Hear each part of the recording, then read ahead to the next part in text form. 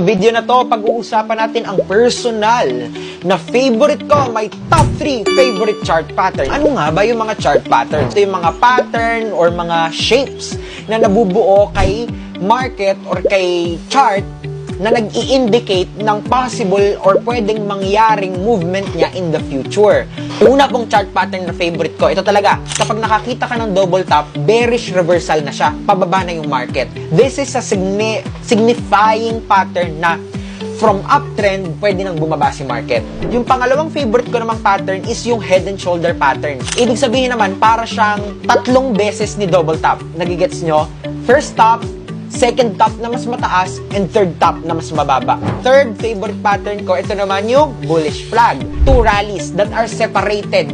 Hiwalay ng consolidating retracement. Tingnan nyo, this is the first rally, this is the second rally, tas ito yung consolidation na sinasabi.